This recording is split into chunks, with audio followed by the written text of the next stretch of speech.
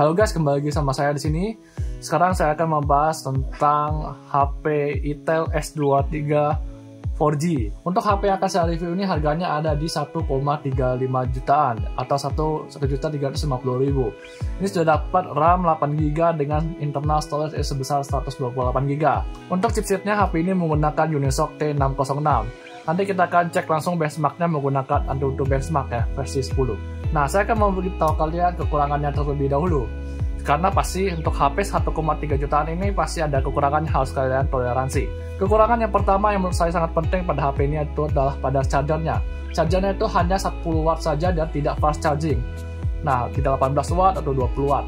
Nah, itu adalah kekurangan utamanya, apalagi dengan kapasitas baterai sebesar 5000 mAh. Ya, tapi apa dayanya lah, untuk harga 1 jutaan kalian pasti tidak bisa berharap banyak gitu ya.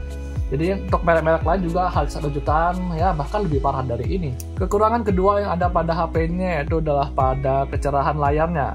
Nah, untuk kecerahan layar saya tidak ngecek ya needs-nya untuk kecerahannya, tapi saya lebih ke layar ini tidak bisa disetting auto untuk kecerahannya. Jadi kalian mau nggak mau kalian harus setting manual ya, mau nggak mau aja. Untuk misalnya kalian mau di luar ruangan gitu kan, kayak setting manual semuanya, nggak ada settingan auto. Berikutnya ini sebenarnya bukan merupakan kekurangan HP ini ya, ini lebih ke masalah provider.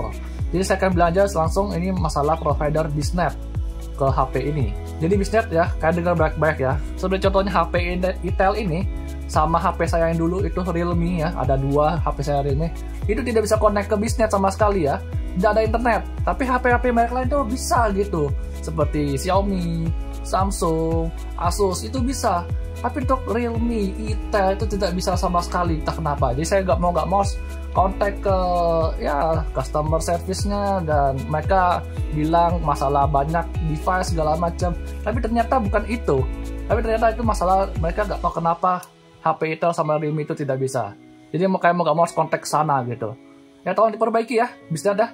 Oke, kita langsung lanjut aja ke spesifikasi HP-nya, yaitu pada layarnya dulu, ini menggunakan IPS LCD, tapi refresh rate-nya itu sebesar 90Hz ya, bayangkan aja ini sebesar 90Hz refresh rate-nya, 1 jutaan aja HP kalian bisa dapat 90Hz. Terus layar HP ini menggunakan sejenis Corning Gorilla Glass ya, jadi bukan beneran Corning Gorilla Glass, tapi sejenisnya, bisa jadi beda atau sama. Oh ya, nggak lupa juga untuk HP ini cuma mendukung sampai 4G ya, jadi nggak sampai 5G. Ya, untuk HP 1 jutaan ya sudah wajar lah. HP Itel S23 ini juga menggunakan Android 12. Kemudian HP ini tidak support NFC ya, jadi kalau kalian buat tol segala macam ya ini tidak cocok buat kalian. Nah, ada satu hal lagi yang menarik ini.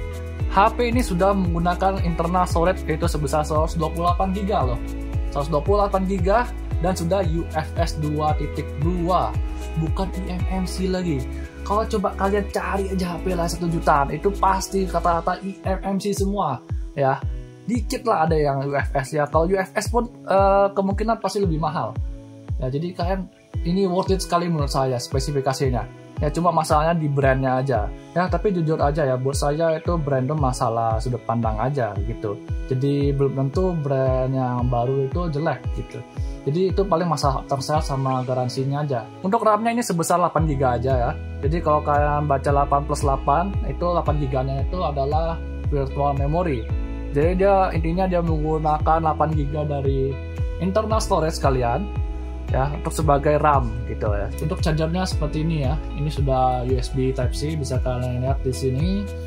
Oke, selanjutnya untuk kamera ya. Kamera ini sudah 50 megapiksel untuk kamera belakangnya, sedangkan kamera depan ini sudah 8 megapiksel. Oh ya, informasi buat kalian aja, sebenarnya HP kamera 50 megapiksel ini nggak pure 50 megapiksel ya. Seperti HP-HP lainnya juga sama.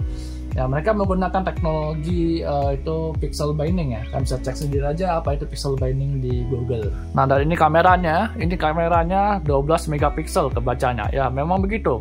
Karena ini menggunakan pixel binding ya. Untuk perekaman video di HP ini maksimal di 1080p 30 fps aja. Dan tidak ada settingan H265 atau H264 dan tidak ada stabilizernya. Ya lumayan lah. Sebenarnya saya juga sampai sekarang nggak pernah pakai resolusi video kamera itu di atas 1080p. Karena kalau 4K itu kalian ngedit video itu berat ya, jadi ya meskipun kualitasnya bagus dikit aja gitu. tapi berat gitu. Terus untuk ukuran FPS-nya 30 FPS atau 60 FPS tuh biasanya di HP-HP tertentu atau HP-HP yang low budget itu 60 FPS-nya tuh sangat low quality sekali. Jadi kalau kalian 30 FPS tuh udah lebih worth it 30 FPS ya, meskipun FPS-nya itu rendah tapi kualitasnya jauh lebih baik. Jadi saya tidak terlalu mempermasalahkan FPS ini. Terus uniknya HP ini itu sudah ada LED di bagian depan maupun belakang ya. Ini saya aktifkan depan maupun belakang ya. Tuh. Depan maupun belakang itu ada LED-nya lampu ya. Nah, jadi yang ini yang lebih menarik ya dibandingkan HP-HP lain ya, sedikit berbeda. Terus untuk rekaman layarnya pun juga sama ya. Rekaman layar di sini tidak ada pilihan sama sekali mau rekam layar di 1080p atau 720p, bahkan untuk bitrate-nya pun tidak ada di sini. Jadi kita langsung tinggal klik aja dia akan langsung merekam layarnya.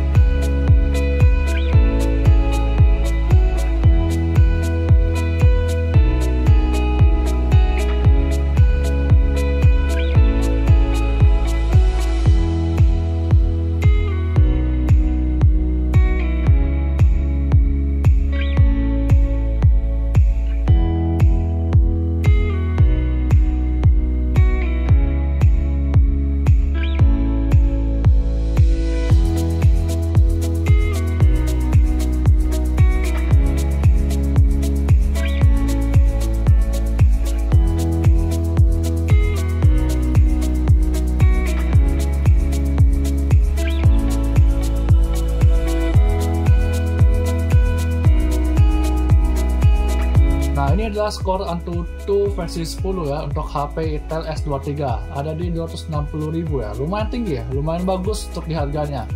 Dan buat main Mobile Legends udah cukup lah. Nah di sini kita langsung coba aja ini Honkai Star Rail ya. Di sini FPS-nya kita dapat di 20 FPS. Ini saya pakai Perf Dock ya. Di settingan sangat rendah sini ya. Ini saya setting sangat rendah, ini 60 FPS. Speed ya, kerasa sekali nge-lag-nya 8 fps 9 fps ya, buat daily masih bisa lah ya, sayang saya nggak bisa lihat temperatur di sini ya. Oke, sampai sini aja dulu ya buat Honkai Star Rail lah, lumayan lah buat daily masih oke, biarpun fps-nya patah-patah kayak harus terima lah ya, buat di harga segini kan nggak bisa tidak banyak. Oke, berikutnya kita akan tes Mobile Legends di sini. Oh ya, untuk info aja ini ruangannya tidak ber-AC ya. Jadi bukan suhu ruangan ber-AC. Kira-kira suhu ruangannya itu sekitar 31 atau 32. Settingannya kita pakai settingan refresh rate tinggi. Nah, untuk ultranya ini nggak ada ya, ultra di sini. Gelap ya, nggak support kayaknya. Kita pakai refresh rate rendah ya, sangat tinggi aja deh. Biar kita tahu FPS-nya dapat berapa.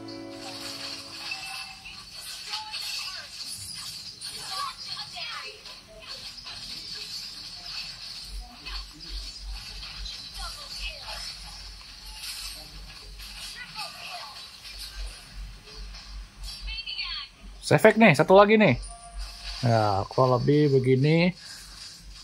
Nah, 60 FPS dapat, terus sesudah win-nya itu dia nggak langsung nge-freeze ya. Kalau di HP saya Realme itu langsung nge-freeze pas kita ya scene menangnya gitu atau kalah. Untuk FPS-nya ada di 60-an ya, kadang drop di 40, 50, oke. Jadi untuk main Mobile Legends ini udah lebih dari cukup ya, udah sangat cukup sekali. Apalagi kalau kalian mau setting high, setting low juga bisa. Cuma untuk settingan ultra sayangnya nggak ada ya. Terus untuk suhunya sendiri ya, ini selama saya main tadi ya, nggak bener-bener panas loh. Maksudnya masih oke lah, bisa ditoleransi sama tangan. Cuma saya nggak tahu tepatnya ini suhunya berapa karena saya nggak bisa cek ya. Di Perf Dock itu berapa suhunya nggak bisa saya cek atau kenapa. Oke, gitu aja review saya mengenai HP ini Itel S23.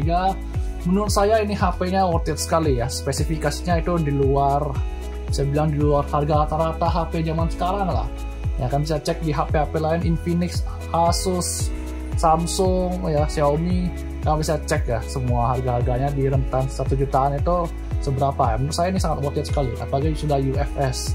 Paling masalahnya itu ada di charge-nya yang mungkin kalau bisa ditingkatin di 18 watt lebih baik lagi ya. Ya paling permasalahannya di brand ya, itu masalah sudut pandang aja sama kalian aja yang berani atau enggak gitu. Ya, bisa nerima untuk kompetitor baru atau enggak. Oke, gitu aja review saya mengenai HP ini. Semoga membantu buat kalian. Sampai jumpa.